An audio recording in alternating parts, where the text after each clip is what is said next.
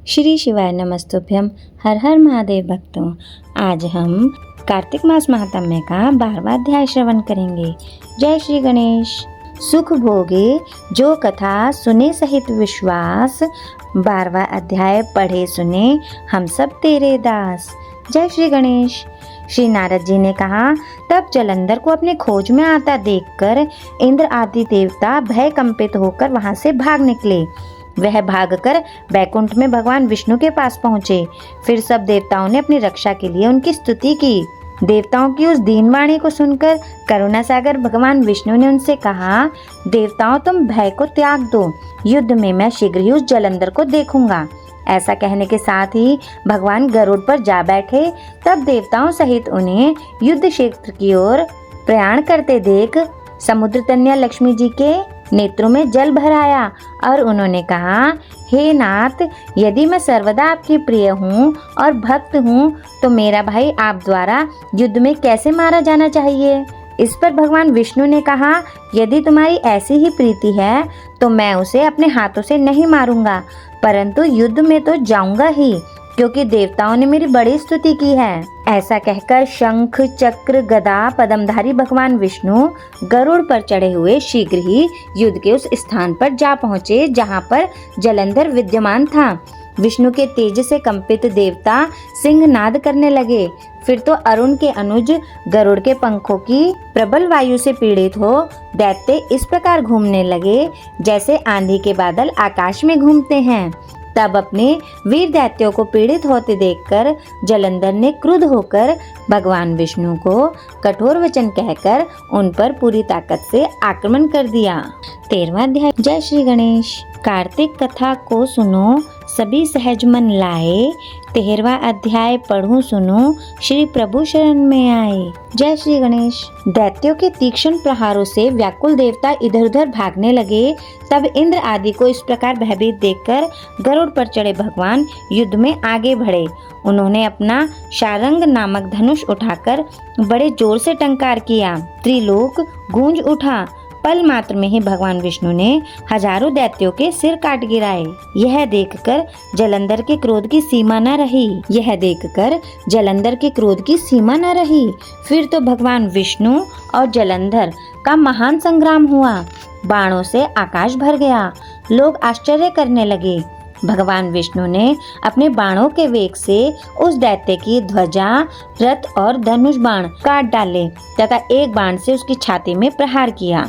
इससे व्यतीत हो उसने अपनी प्रचंड गदा उठाकर गरुड़ के मस्तक पर दे मारी। गरुड़ पृथ्वी पर गिर पड़ा। साथ ही क्रोध से उस दैत्य ने अपने होंठ काटे और भगवान विष्णु की छाती में भी तीक्ष्ण बाण मारा।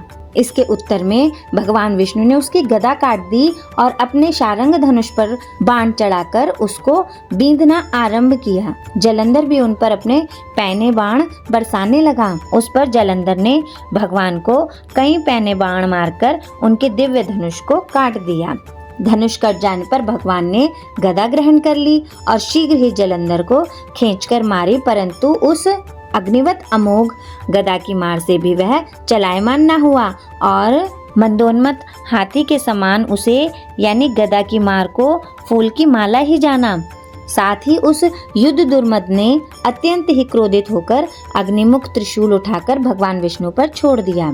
भगवान विष्णु जी ने शिवजी जी के चरणों को स्मरण कर नंदक नामक त्रिशूल से उसके त्रिशूल को छेद दिया। जलंधर ने झटपट कर भगवान की छाती में एक मुष्टिक मारा। उसके उत्तर में भगवान विष्णु ने भी उसकी छाती पर अपनी मुष्टिका का प्रहार किया। फिर दोनों घुटने टेक कर बाहों और मुष्टिकों से बाहु युद्ध करने लगे। कितनी ही देर तक भगवान उसके साथ युद्ध करते रहे। जब वह कुछ श्रमित से हो गए तब सर्वश्रेष्ठ मायावी से भगवान उस दैत्य से मेघवाणी में बोले, हे रणदुर्मद दैत्य श्रेष्ठ, तू धन्य है जो इस महायुद्ध में इतने बड़े बड़े आयुधों से भी भयभीत न हुआ। तेरे इस युद्ध से मैं बहुत खुश हूँ। तू जो चाहे वर मांग, मैं अदेय वस्तु भी आज तुझे दे दूंगा।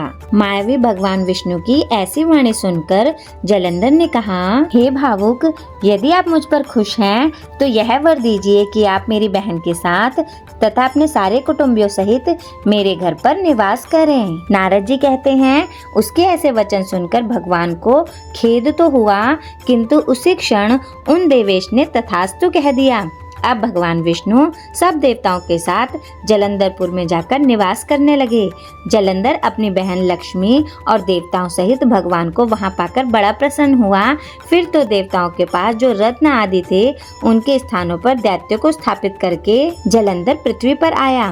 निशुंभ को पाताल में स्थापित कर दिया और देव, दानव, यक्ष, गंधर्व, सर्प, राक्षस, मनुष्य आदि सबको अपना वशवर्ती बनाकर त्रिभुवन पर शासन करने लगा। उसने धर्म अनुसार सुपुत्रों के समान प्रजा का पालन किया।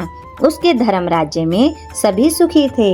इस प्रकार कार्तिक मास महात्म्य का 12वां अध्याय 13वां अध्याय संपूर्ण हुआ। बोलो श्री हरि विष्णु भगवान जी की जय। जय जय श्री राधे। श्री शिवाय नमस्तुभ्यम। हर हर महादेव भक्तों।